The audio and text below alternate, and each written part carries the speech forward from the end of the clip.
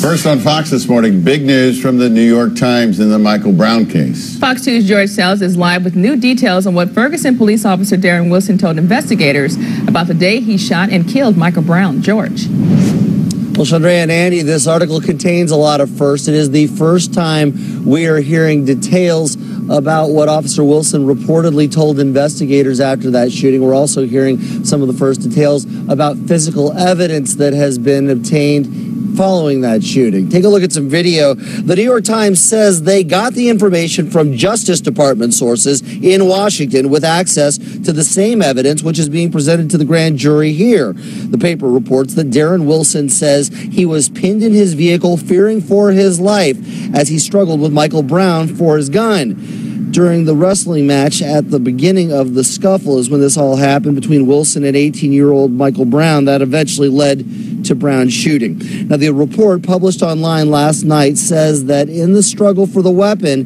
it went off twice. One of the shots went into the car, the other hitting Michael Brown into the arm.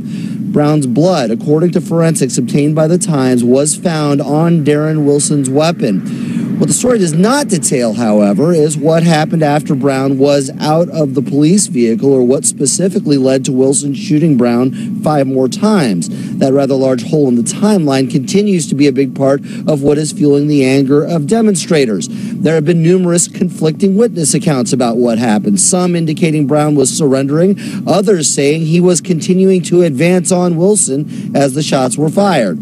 New York Times sources say at this point there is not enough evidence to charge Wilson with violating Brown's civil rights, a charge where prosecutors have to meet a very high bar in court. Now, the paper also contacted the lawyer for Brown's family seeking comment on this report. He said nothing coming from police should be taken as gospel. He went on to tell the New York Times Wilson is going to tell investigators whatever he needs to quote, justify the shooting of an unarmed kid, end quote. We're live in Ferguson. George.